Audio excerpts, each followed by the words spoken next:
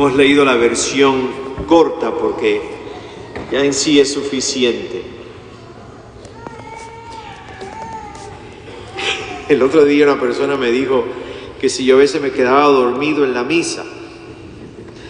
Digo, no, es cuando más despierto estoy, hija, porque es cuando estoy pensando.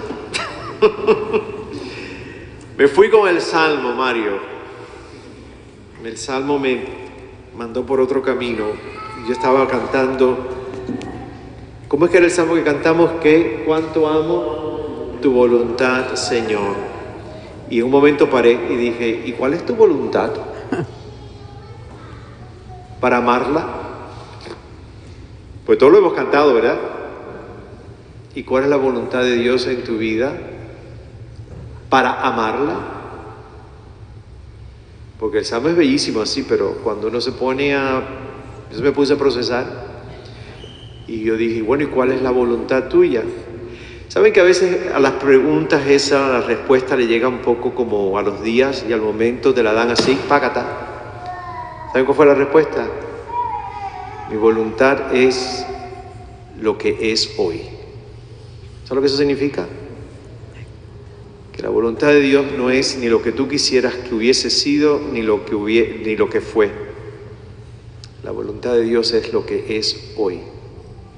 Y a veces no es fácil amar lo que es hoy.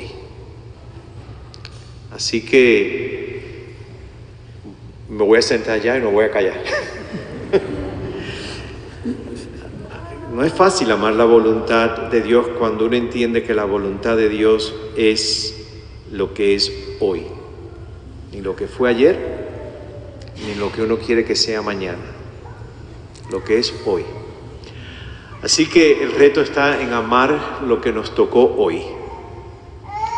No es fácil, ¿eh? No es fácil amar lo que nos tocó hoy. A veces sí, y a veces no. Pero el Salmo es para siempre, para lo que es y lo que no es. Bueno, gente, las parábolas. Sencillísimas. Pero también qué retadoras palabras. La primera, el tesoro. Hay una persona que está trabajando un campo, arando la tierra. Obviamente no es el dueño del terreno, porque lo tuvo que comprar más adelante, así que está trabajándole a alguien más su terreno, está arando, vamos a suponer que está arando. Y la persona se encuentra con un tesoro mientras está arando o estaba cavando. Se da cuenta que es un tesoro de gran valor, lo tapa de nuevo, no dice nada, se calla la boca. Obviamente el dueño original del terreno ni idea sabía que allí había un tesoro. Y esta persona va y vende lo que tiene. No sabemos qué cosas vendió, pero si es alguien que está trabajándole una tierra para alguien más, no debe tener mucho dinero, pero vendió lo que tenía. Y yo imaginé, bueno, ¿qué puede vender una persona en el primer siglo en Palestina que no tenía mucho dinero, pero lo suficiente para comprar un pedazo de tierra? Pues miren, habrá vendido seguro, si tenía 2 o 3 cabritas, las habrá vendido algunos utensilios de la casa que eran muy básicos, casi todos de madera y barro, o piedra, mejor dicho, el del judío usaba mucho la piedra. Habrá vendido un poco de aceite de oliva, habrá vendido quizás unas tinajas, algún cesto. La cosa es que el tipo buscó la plata y se compró el terreno y nunca le dijo al dueño que había un tesoro allá adentro.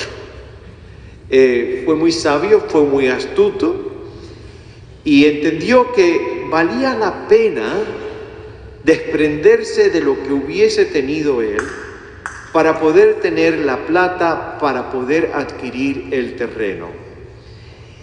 El terreno ya él sabía que encerraba un tesoro, se lo había encontrado al azar.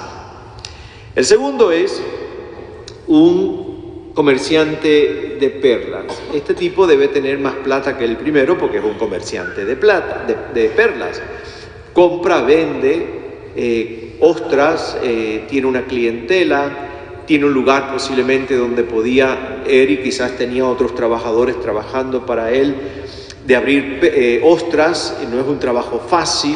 Aquellos que han tratado de abrir alguna vez una ostra, que sobre todo esas que están bien selladas, cuesta mucho trabajo, pero el tipo sabe lo suyo, conoce su negocio porque el tipo reconoce inmediatamente cuando se encontró una perla de un valor incalculable, diferente a las otras tantas perlas que posiblemente se había encontrado tantas veces en su vida, hasta que finalmente encontró una de un valor tan grande que vale la pena vender el negocio de perlas para quedarse con una perla.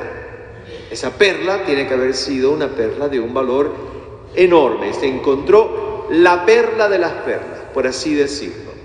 Dice la hermana Barbara Reed, una de las mejores biblistas que hay en este momento en Estados Unidos. Barbara dice que el primero, el del tesoro, se lo encontró al azar. Ese tipo no estaba buscando un tesoro, sino que ni sabía que había un tesoro en aquel campo, sino que simplemente fue un encuentro al azar, de lo que podemos llamar hoy en día de casualidad. El segundo, dice ella, que es un hombre que sí estaba buscando diligentemente la perla. Él sabía que en algún momento en su vida, con ese negocio, él iba a encontrar una perla. Ese trabajo dedicó esfuerzo, dedicó tiempo, dedicó recursos, abrir ostra tras ostra tras ostra, hasta que finalmente se encontró lo que él estaba buscando, una perla de un valor tan grande que no tuviese que trabajar más nunca en su vida. Cerró el negocio y vivió con aquella perla de inmenso valor. Dice la hermana Barbara Reed que no importa si la perla fue encontrada por casualidad o al azar, o la perla se estaba buscando. Ella dice que las dos historias requieren la misma respuesta. Las dos historias, sea el tesoro encontrado al azar, la perla encontrada diligentemente, requieren que haya que vender todo para poder adquirir el dinero, para poder invertirlo comprando un terreno o vendiendo el negocio, porque se encontraron con un tesoro y se encontraron con una perla de un valor incalculable. Para poder adquirir ese tesoro hay que pagar algo, y no es una cosa que simplemente se da, sino hay que invertir algo para poder tener el tesoro.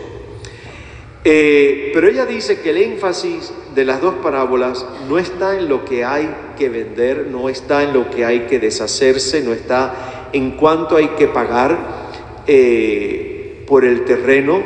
El énfasis no está en que se cierra todo el negocio porque ya encontré la perla. Ella dice que el énfasis de la parábola está en la alegría inmensa de haberse encontrado el tesoro o haberse encontrado una perla de un inmenso valor, tan grande que uno quiere invertirlo todo en lo que ha encontrado. Y ella dice: la perla y el tesoro son símbolos del encuentro con el reino de Dios. Que cuando uno se encuentra con Dios, uno primero que nada se encuentra conmovido de pies a cabeza de la alegría inmensa, porque me encontré con Dios, sea al azar o que yo estaba buscando a Dios y finalmente nos encontramos los dos. Lo importante en la historia es que estos individuos fueron capaces de invertirlo todo por adquirir lo que se habían encontrado. Por lo tanto, ella dice que la alegría está cuando tú y yo invertimos nuestras vidas, nuestro tiempo, nuestros recursos, nuestras energías, nuestros sueños y proyectos en el reino de Dios. Y que encontrarse con ese Dios y entregarlo todo a ese Dios produce una inmensa alegría en nosotros. El padre Pagola curiosamente dice que entre los seguidores de Jesús, cuidar de la vida interior, esto que ocurre dentro de ti y de mí, que solamente lo sabes tú y yo y Dios, él dice que cuidar la vida interior no es una cosa cualquiera, sino que es algo imprescindible. Cuidar nuestra interioridad es algo imprescindible, y él dice: ¿para qué? para vivir abiertos a la sorpresa de Dios.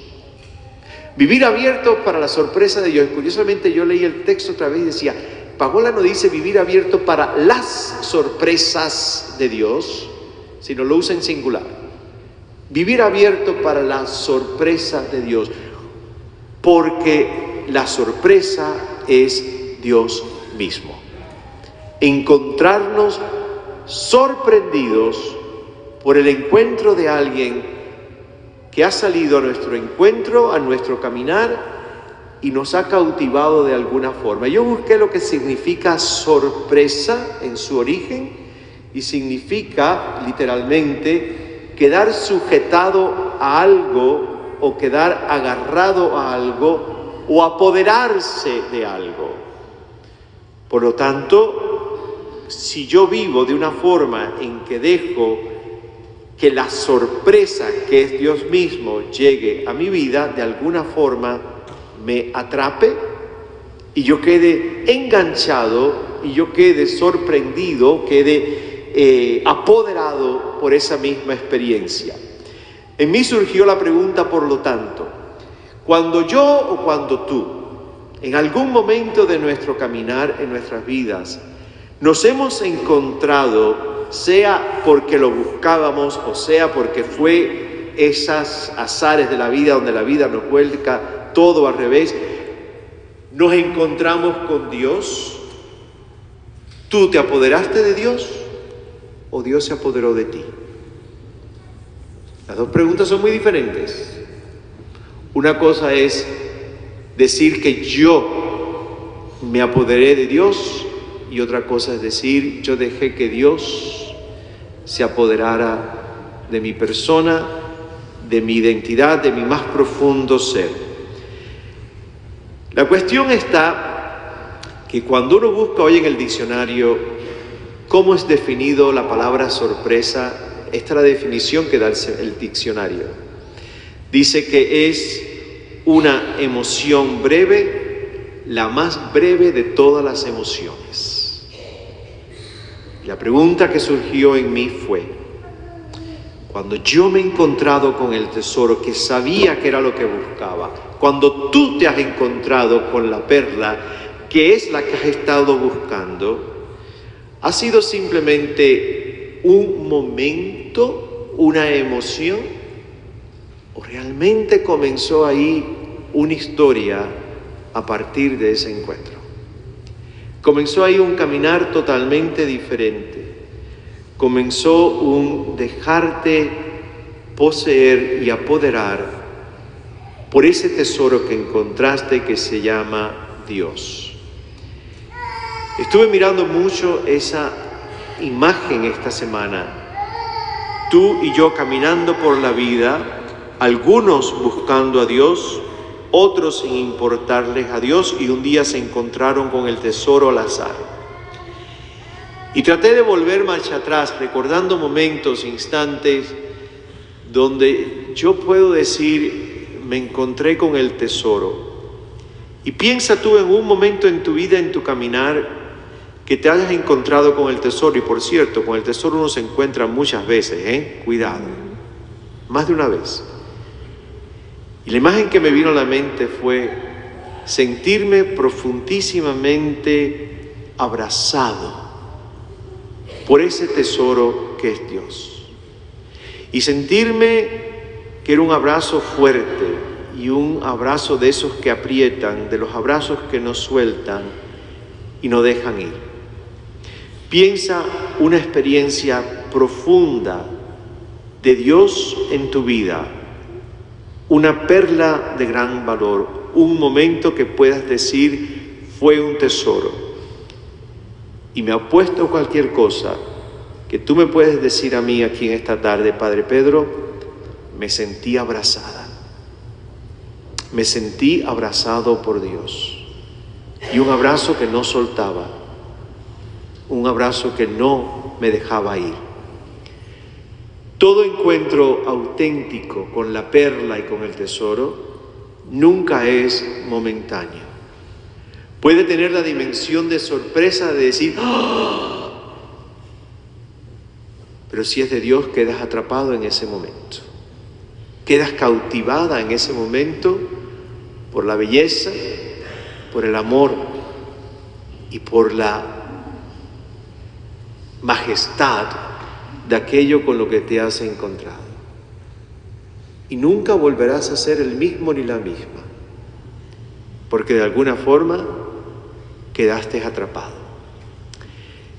Una experiencia profunda de Dios, nuestra perla y nuestro tesoro, no es un momento, no es una emoción la más pasajera de todas, es una experiencia real, es una experiencia que dura el resto de nuestras vidas y marca un antes y un después.